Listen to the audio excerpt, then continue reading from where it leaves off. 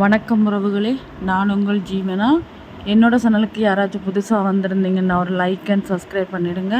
இன்றைக்கி இந்த வீடியோவில் இதை பற்றி பார்க்க போகிறீங்கன்னா, ஒரு சூப்பரான ஹெல்த்தியான பருப்பு சாதம் தான். சமைக்கிறதுக்கு சோம்பேறித்தனமாக இருந்தால் கண்டிப்பாக இந்த சாதம் ரன்னிப்பாங்க, ரொம்பவுமே விரும்பி சாப்பிடுவாங்க. நம்ம சாதம் பண்ணிவிட்டு அப்பளம் மிளகா வச்சாலே போதும், சூப்பரான லஞ்ச் ரெடி ஆகிடும். இப்போ வாங்க நம்ம வீடியோக்குள்ளே போகலாம். நம்ம இப்போ பருப்பு சாதம் பண்ணுறதுக்கு பானை அடுப்பில் வச்சுட்டோம். தேவையான அளவு எண்ணெய் ஊற்றிக்கலாம். நான் நல்லெண்ணெய் தான் ஊற்றுறேன். நம்ம குக்கர்லேயும் பண்ணலாம், இல்லை நம்ம பாத்திரத்தில் கூட பண்ணிக்கலாம். இப்போது நல்லா எண்ணெய் சூடாக வச்சு கடுகு, உளுத்தம்பருப்பு, சீரகம் போட்டு உடனே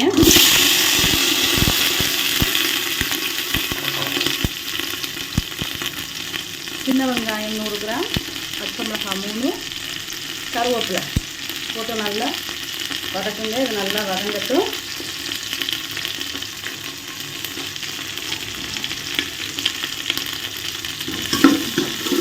வெங்காயம் நல்லா வதங்கினதுக்கப்புறமா நம்ம தக்காளி பழம் போடணும்.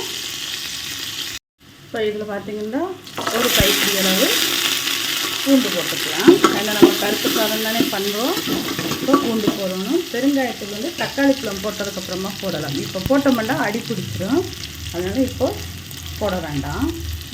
பார்த்திங்கன்னா வெங்காயம் நல்லா வதங்கிடுச்சு. இப்போ ஒரு 3 தக்காளி பழத்தை போட்டுக்கிறேன். ஏன் 3 தக்காளி பழம்? சின்ன வெள்ளையோடையும் அது ஒன்றும். அடுத்தது நம்ம இதில் புளி விட போகிறது கிடையாது, அதனால் ஒரு 3 தக்காளி பழம் போட்டுக்கலாம். ஸோ இது சீக்கிரமாக வேகிறதுக்காக கொஞ்சம் சால்ட் போட்டுக்கலாம்.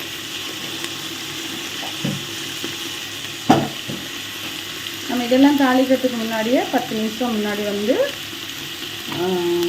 அரிசி சிறு பருப்புலாம் ஊற வச்சிடலாம். ஊற வச்சப்போ நமக்கு அது கொஞ்சம் நல்லா வதங்கட்ட நம்ம அரிசியை கழுவிட்டு வந்துடலாம். ஓகே, இப்போ இதுக்கு தேவையான அளவு நம்ம பெருங்காயத்தூள் போட்டுக்கலாம். என்னோட பருப்பு சாதம், அதனால் கொஞ்சோண்டு பெருங்காயத்தூள் போட்டுக்கலாம். கூடவே மஞ்சள் தூள்,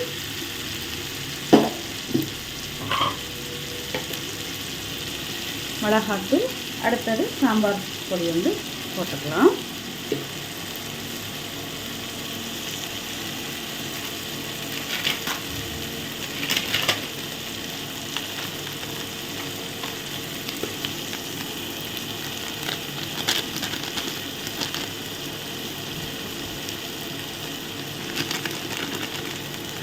நம்ம வீட்டில் ஆச்சி சாம்பார் பொடி காலியாகிடுச்சு, அதனால ஆச்சி சாம்பார் பொடி தான் வச்சுருக்கோம். இப்போ மிக்ஸ் பண்ணிவிட்டு ஒரு தேவையான அளவு தண்ணி ஊற்றிக்கணும். தண்ணி கொதித்து வரும்போது நம்ம அரிசியையும் பருப்பையும் போடணும். ஓகேயா? தண்ணி கொதிக்கட்டும். தண்ணி பார்த்திங்களா, நல்லா இந்த மாதிரி கொதி வரட்டும். கொதி வந்ததுக்கப்புறமா நம்ம ஊற வச்சுருக்கிற அரிசி, சிறுபருப்பு, மைசூர் பருப்பு எல்லாத்தையும் போட்டு அவிய வைக்கலாம். இப்போது நம்ம இதுக்கு தேவையான அளவு சால்ட்டு போடுங்க.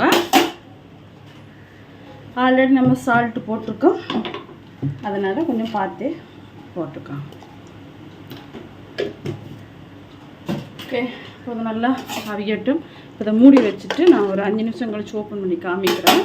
பாருங்கள், நான் மூடி வச்சு 10 நிமிஷம் கழித்து காமிக்கிறேன். பாருங்கள் எப்படி இருக்கணும். சூப்பராக வெந்துட்டுருக்கு. ஆனால் என்ன, அரிசி நல்லா வேகணும். அதாவது ஒரு வாட்டி ஓப்பன் பண்ணி கிளறி விட்டு விடுங்க, நல்லா வேகட்டும். ஆவி பறக்கிறபடியே அந்த மாதிரி பாருங்க. சூப்பரான பருப்பு சாதம் ரெடி ஆகிடுச்சு. கண்டிப்பாக வாரத்தில் ஒரு வாட்டிக்கு இந்த மாதிரி ஃப்ரைடே அந்த மாதிரி டைமில் சூடாக பசங்க வரும்போது கொடுங்க. இன்றைக்கி ஸ்கூல் விட்டு ஆஃப் டே தானே, சரி லாஸ்ட் டேட். நம்ம எப்போயுமே பருப்பு சாதம், சாம்பார் சாதம் தான் ஃப்ரைடே.